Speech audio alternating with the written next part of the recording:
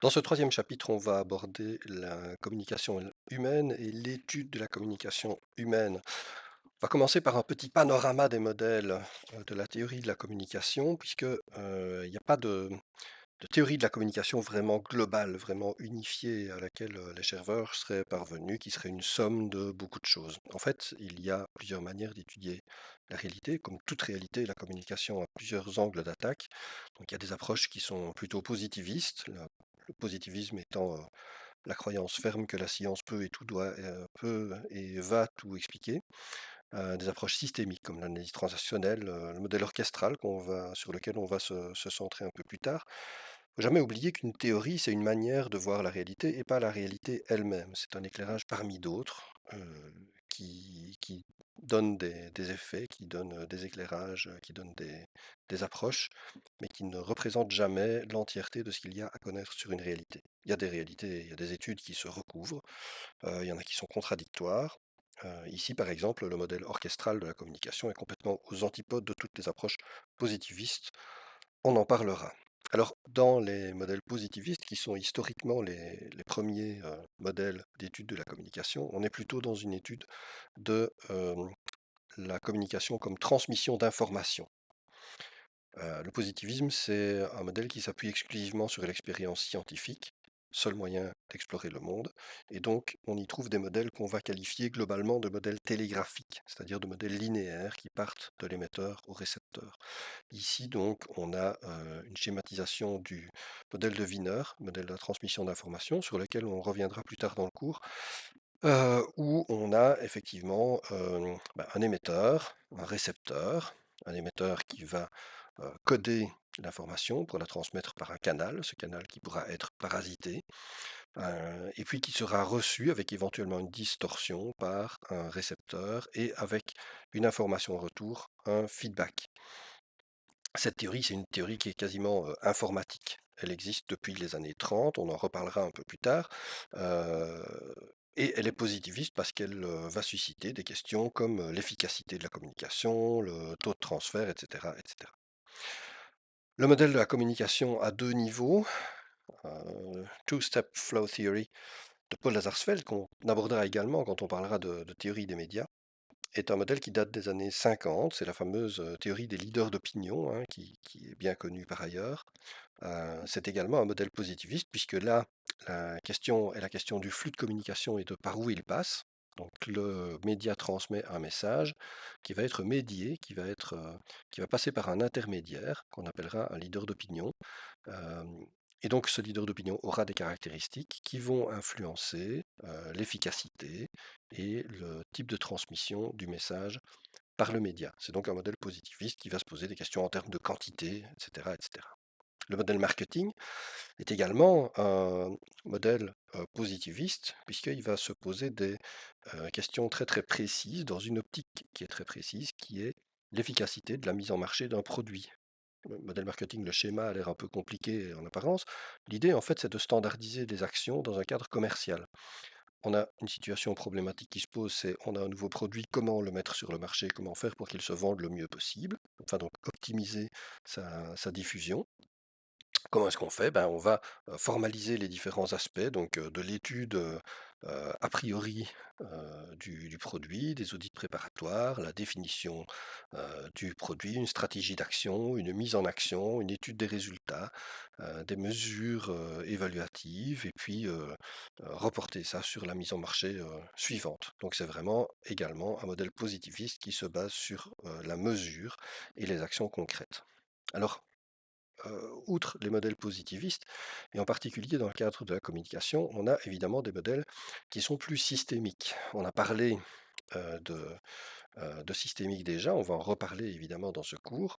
Un type de modèle systémique intéressant, c'est la sociométrie. Jacob Moreno a proposé, donc Jacob Moreno, médecin, psychiatre, psychosociologue américain d'origine roumaine, il a proposé un modèle qui s'appelle euh, la sociométrie, dans lequel on va réaliser ce qu'on appelle des sociogrammes. Le sociogramme, ça a quand même un côté un peu positiviste, puisqu'il s'agit de modéliser et de représenter graphiquement une caractéristique d'un groupe social. On ne va pas essayer de représenter globalement le groupe social, on va se fixer sur une caractéristique et essayer de l'étudier. En l'occurrence, ici sur le schéma, nous avons l'étude d'une classe d'élèves de 11-12 ans, donc l'équivalent de la sixième primaire chez nous. Les carrés représentent des garçons, les cercles représentent des filles, qui sont numérotés, il n'y a pas les noms, et on va représenter les interactions entre eux par des flèches, et la flèche représentera la relation s'asseoir à côté d'un élève, donc choisir la personne à côté de qui on s'assied. Donc, par exemple, dans le cas de l'élève 1 et de l'élève 2, on voit que l'élève 1 choisit souvent de s'asseoir à côté de l'élève 2 choisit souvent de s'asseoir à côté de l'élève 1. Donc c'est des gens qui sont probablement amis, euh, oui, qui aiment bien s'asseoir l'un à côté de l'autre. Il y a des relations qui sont dans un seul sens. 4, il choisirait volontiers de s'asseoir à côté de 9, mais 9, lui, il s'en fiche. Et alors on peut en tirer des conclusions au niveau du groupe. Donc, par exemple, on voit clairement dans cette classe que les garçons et les filles, à 11-12 ans, c'est séparé. Il y a très peu de garçons qui veulent s'asseoir à côté des filles.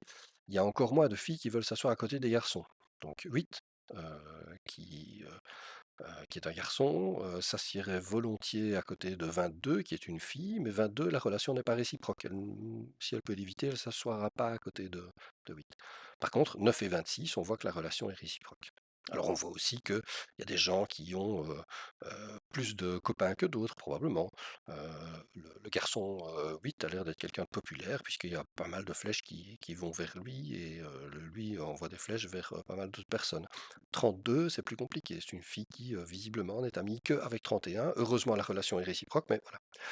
Donc ce sociogramme, il permet de modéliser et de quantifier un aspect choisi du comportement du groupe étudié. C'est intéressant, hein, parce que par rapport euh, à ce qui se passait avant, donc au début du XXe siècle, on va avoir la notion de structure et de relation au sein du groupe social. On n'étudie pas l'individu en tant qu'individu, on n'étudie pas la communication comme la transmission de quelque chose à un autre, que ce soit de l'information ou de la valeur commerciale.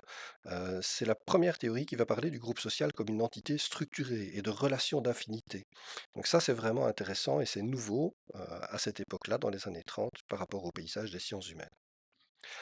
Un autre modèle euh, systémique très à la mode dans les années 70, c'est l'analyse transactionnelle. Alors, l'analyse transactionnelle, fondée par le psychiatre suisse Eric Berne dans les années 70, très très à la mode, euh, elle s'appuie en partie sur la notion de groupe, telle qu'elle est définie par la sociométrie. Mais par contre, l'idée ici est de ne pas du tout étudier le fond, évacuer totalement la signification et le contenu des messages pour s'intéresser uniquement à leur structure et à leur forme. Donc ce que propose Eric Berne, c'est de dire que chaque personne dans une relation de communication peut occuper une position parmi trois possibles. La position de parent, la position d'adulte ou la position d'enfant. Le parent sera défini comme quelqu'un qui a une influence sur un enfant, l'enfant étant défini comme la personne qui accepte l'influence d'un parent, l'influence ou l'autorité, et l'adulte étant celui qui n'accepte pas d'influence d'un parent, mais qui ne prétend pas non plus exercer une influence sur un enfant. Alors ce que dit Eric Berne, c'est que les relations ne sont satisfaisantes que si les flèches passent par le centre du schéma. Donc ça veut dire que si la relation va de parent à enfant, d'enfant à parent, d'enfant à parent, ou de parent à enfant, on passe par le centre ici, ça va. D'adulte à adulte, on passe par le centre aussi, ça va. Si la relation ne passe pas par le centre, donc si on a une relation par exemple d'enfant à enfant, ou de parent à adulte ou d'adulte à parent, la relation sera insatisfaisante et donc ça va poser problème. Ça éclaire pas mal de choses dans la structure des groupes sociaux, notamment le fait que si on, euh, dans le cas d'un prof qui donne cours en classe, cas assez classique, donc le prof occupe une position dite de parent, puisqu'il exerce une influence sur le reste du groupe. C'est lui qui dirige l'interaction, qui décide comment ça se passe, qui exerce une fonction de responsabilité. Les élèves en classe occupent en principe une position d'enfant, c'est-à-dire qu'ils acceptent l'autorité du prof, ils acceptent que ça se passe comme ça et ils subissent l'interaction. Tant que tout se passe comme ça, tout va bien. Si un élève décide que oui, mais non, mais c'est bon, on est des adultes, faut pas nous parler comme ça, on va prendre un peu plus d'importance et un peu plus de responsabilité, l'enfant va tendre à exercer, à occuper une position d'adulte, sauf que cette position d'adulte, elle sera asymétrique par rapport à la position de parent du prof, qui devrait, pour équilibrer, prendre une position d'adulte, sauf que dans une relation d'apprentissage, bah, la relation d'adulte à adulte, en tout cas dans un cours ex cathedra ou en tout cas dans un cours avec de jeunes personnes, bah, ça ne marche pas. On ne peut pas être copain avec ses étudiants, ça ne marche pas comme ça. Et donc forcément, ça va coincer. Donc ce sera insatisfaisant pour les deux personnes. Le parent qui s'attend à avoir devant lui quelqu'un qui occupe une position d'enfant, et bah, l'adulte, l'enfant qui devient adulte, qui s'attend à avoir en face de lui un enfant, mais qui se trouve avec un parent dont il n'est pas prêt à accepter l'autorité. L'analyse transactionnelle, en fait, elle vise à prendre conscience de nos comportements, de leur structure, de leur nature, et de voir dans quel contexte familial ou culturel des attitudes peuvent être problématiques, et donc décider de restructurer les relations qu'on a avec les autres pour avoir une existence plus satisfaisante. Donc, dans le livre, à la page 71, je donne euh, l'exemple d'une Madame Leblanc fictive qui se plaint d'un mari trop autoritaire, et on voit que le contenu de la communication est tout à fait paradoxal, mais que la manière dont la communication se passe est évidemment problématique. Alors, tout ça, en fait, c'est de l'analyse transactionnelle. Pourquoi? Parce qu'il y a des transactions, des échanges visibles et invisibles. Quelles sont les motivations? Quels sont les avantages psychologiques? Quels sont les échanges rationnels et affectifs, les bénéfices sociaux, les bénéfices personnels que chaque acteur occupe à l'intérieur du jeu? Donc, ce modèle, en fait, euh, va révéler des choses. Par exemple, dans la relation de Madame Leblanc avec son mari, Madame Leblanc se plaint de l'autorité de son mari, mais en fait, même quand elle est placée face à des demandes irrationnelles, elle répond comme étant soumise à l'autorité. Donc, quelque part, elle manifeste une espèce de besoin d'occuper une position d'enfant dans le schéma d'Éric Berne, donc une position où elle subit l'autorité, et si on essaye de la placer dans une situation où elle devrait occuper un rôle d'adulte, ça ne lui plaît pas, et donc la relation sera insatisfaisante. On retrouve là un lien avec déjà la communication paradoxale qu'on verra plus tard dans l'école de Palo Alto, avec le lien entre les niveaux de langage, donc la communication et la métacommunication, mais on trouve aussi l'idée de rôle. Et l'idée de rôle et l'idée de jouer un rôle, on trouvera ça dans le modèle de l'école de Palo Alto, le modèle interactionniste, euh, qui sera généralement celui de Paul Václavic, on en parlera plus tard dans le cours, qui va envisager, lui, la communication comme étant la participation d'un individu à un réseau d'interaction. Donc nous occupons tous à un moment donné euh, une série de rôles dans un espèce de grand jeu théâtral à grandeur nature, où nous cherchons toujours à maintenir l'équilibre, qu'il va appeler homéostasie, ça aussi on y reviendra. Et donc c'est lié à la communication paradoxale et aux transactions cachées que Eric Berne cherchait à expliciter. Donc le modèle interactionniste est aussi un modèle systémique, et à l'extrême, il mènera au modèle de l'orchestre, qu'on verra également, qu'on abordera assez rapidement, parce que c'est évidemment fort complexe, plus tard dans le cours. Alors, assez curieusement, le modèle de l'hypertexte va être aussi un modèle de communication, mais ce sera plus un modèle systémique, ce sera plutôt un modèle constructiviste. Les modèles systémiques, c'est pratique parce qu'ils vont permettre d'appréhender de manière simple des interactions qui sont complexes. Ceci dit, ils ont le défaut de leur qualité, c'est-à-dire qu'ils ne permettent pas, comme la science classique, je vais dire, comme les sciences dures, d'être prédictifs et d'être efficaces.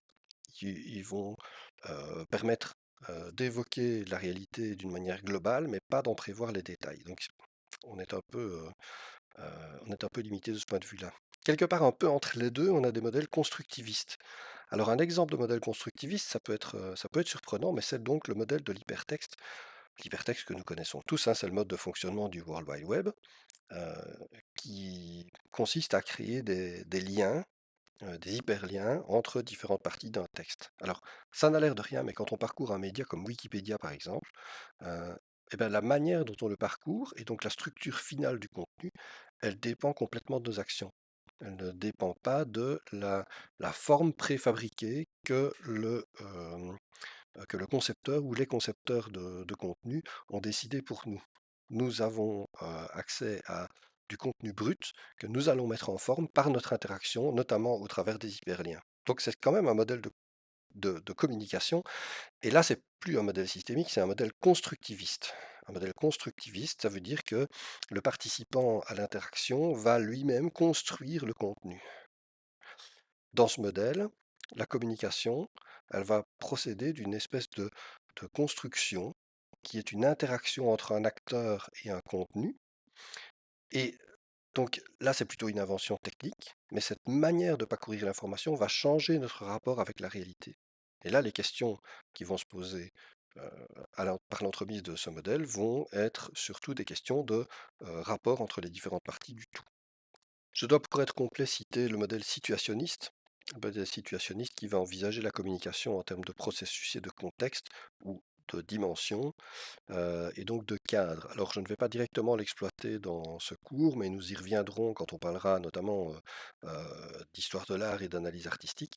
Le contexte est évidemment toujours important, donc ça participe à ce que nous disions précédemment, c'est-à-dire que la communication ne peut jamais être vue comme un phénomène isolé, mais doit nécessairement être vue comme un ensemble, un réseau d'interactions. Le modèle situationniste élabore là-dessus, je ne vais pas y revenir ici.